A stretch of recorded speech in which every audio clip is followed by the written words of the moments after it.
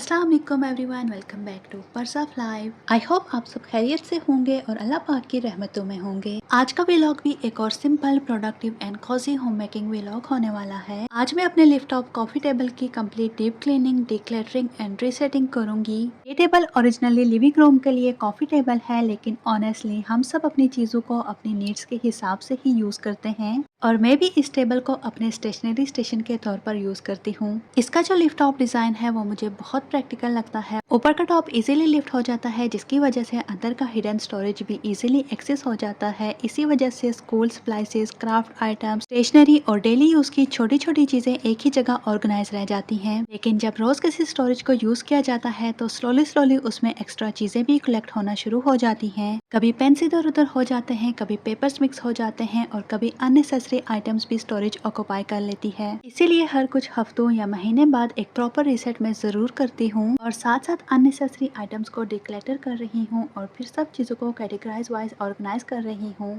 ताकि जब भी कोई स्टेशनरी या स्कूल का सामान चाहिए हो वो बिना टाइम वेस्ट किए इजीली मिल जाए। वेल क्लीनिंग के साथ साथ आज मैं आपके साथ एक बहुत रिक्वेस्टेड और इन्फॉर्मेटिव टॉपिक शेयर करूंगी। पाकिस्तानी टीचर्स यूएई स्कूल्स में टीचिंग जॉब कैसे हासिल कर सकती हैं। मैं step by step simple and realistic information share करूंगी। कौन सी क्वालिफिकेशन जरूरी होती है, किस तरह अप्लाई किया जा सकता है और किन बातों का ख्याल रखना चाहिए। तो अगर आप टीचिंग प्रोफेशन में इंटरेस्टेड हैं या फ्यूचर में यूएई में टीचर बनने का प्लान कर रही हैं तो आई होप मेरी कुछ इन्फॉर्मेशन हेल्पफुल रहेंगी।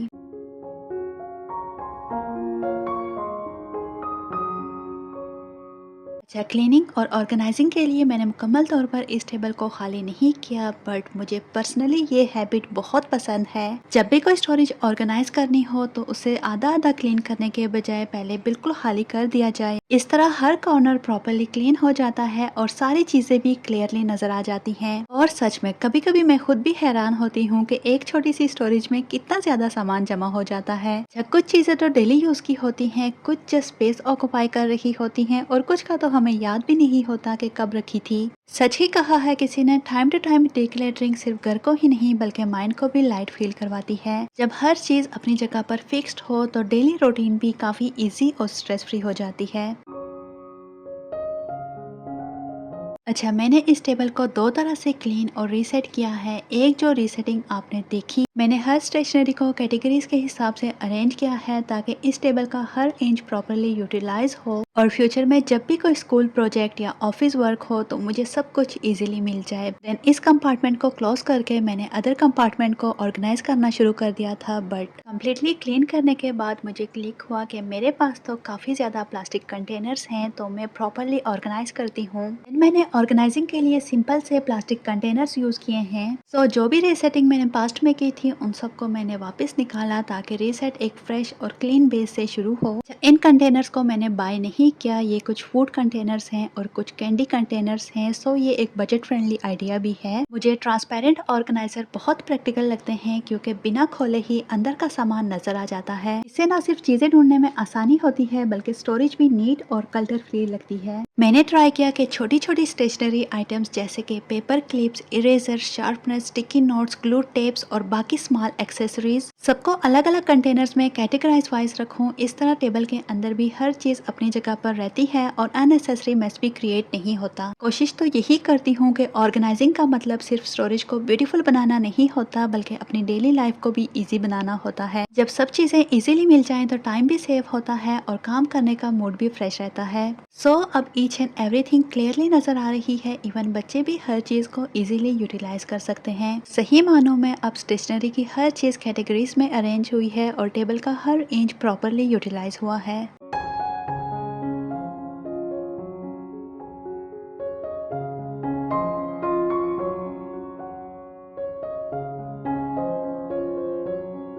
अब बारी है इस टेबल के दूसरे कंपार्टमेंट की, जहां मेरे बच्चे अपनी डेली स्कूल बुक्स और स्टेशनरी यूज करते हैं। और ऑनेस्टली ये साइड सबसे ज्यादा जल्दी मेसी हो जाती है। डेली बुक्स निकालना, कॉपीज रखना, वर्कशीट्स, रफ पेपर्स और school notice, like slowly slowly सब कुछ मिक्स हो जाता है। मोस्टली इस कंपार्टमेंट को तो मैं ट्राई करती हूँ कि रेगुलर ही रीसेट करूँ, बट इसीलिए अगर इस तरह की स्टोरेज को रेगुलर रीसेट ना किया जाए तो जरूरत की चीजें भी वक्त पर नहीं मिलती। तो सबसे पहले मैं सारे used papers, unnecessary history worksheets और एक्स्ट्रा रेपर्स को अलग कर रही हूँ। इन्हीं पेपर में रायान की बहुत सी आर्ट कलेक्शन भी है, जैसे कि ये खाना काबा एंड डिफरेंट आर्ट वर्क, वो भी इन्हीं में मिक्स है। जो पेपर फ्यूचर में रेफरेंस के नहीं है उन्हें मैं रिसाइकल कर दूंगी और जो इम्पोर्टेंट स्कूल नोट्स या होमवर्क शीट्स हैं उन्हें मैं एक सेपरेट फोल्डर में ऑर्गेनाइज कर देती हूँ।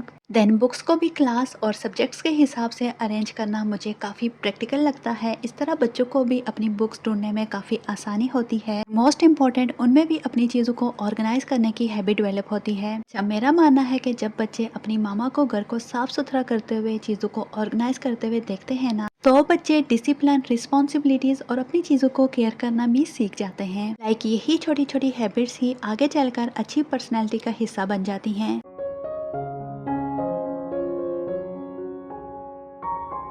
एनीवेज, क्लीनिंग और रीसेटिंग तो चल ही रही है, तो चलें आपका बहुत कॉमन क्वेश्चन भी डिस्कस करते हैं। The question is, Pakistani teachers US schools में टीचिंग जॉब कैसे हासिल कर सकती हैं? एंड द आंसर इज, सबसे पहली और सबसे इम्पोर्टेंट चीज है क्वालिफिकेशन। अगर आप स्कूल टीचर बनना चाहती हैं तो जनरली आपके पास मिनिमम बैचलर्स डिग्री होनी चाहिए। एजुकेशन फील्ड में डिग्री हो, जैसे कि BEd या MEd, तो ये और भी बेनिफिशियल होता है। अगर आप किसी स्पेसिफिक सब्जेक्ट की टीचर बनना चाहती हैं, जैसे कि मैथ्स, इंग्लिश, साइंस या इस्लामियात, तो उस सब्जेक्ट में ग्रेजुएशन होना भी बहुत हेल्प करता है। साथ ही अगर आपके पास टीचिंग एक्सपीरियंस हो, चाहे पाकिस्तान में हो या किसी और कंट्री का, तो उसकी भी काफ़ी वैल्यू होती है। लेकिन अगर आप फ्रेश ग्रेजुएटेड हैं तो बिल्कुल भी होप लूज करने की ज़रूरत नहीं है। कुछ स्कूल्स फ्रेश टीचर्स को भी हायर कर लेते हैं, स्पेशली अगर कम्युनिकेशन स्किल्स अच्छी हो और टीचिंग का पैशन हो। हर स्कूल की रिक्वायरमेंट थोड़ी डिफरेंट होती है, इसीलिए अप्लाई करने से पहले जॉब डिस्क्रिप्शन को अच्छी तरह रीड करना बहुत ज़रूरी होता है। क्वालिफिकेशन के बाद जो सबसे इम्पोर्टेंट चीज़ आती है वो है डॉक्यूमेंट्स की प्रिपरेशन। अगर आप यूएस स्कूल में अप्लाई करना चाहती हैं तो सबसे पहले अपने एजुकेशन डॉक्यूमेंट्स को कंप्लीट और अपडेटेड रखें। नॉर्मली स्कूल्स आपसे बैचलर्स डिग्री अगर अवेलेबल हो तो BEd या MEd डिग्री,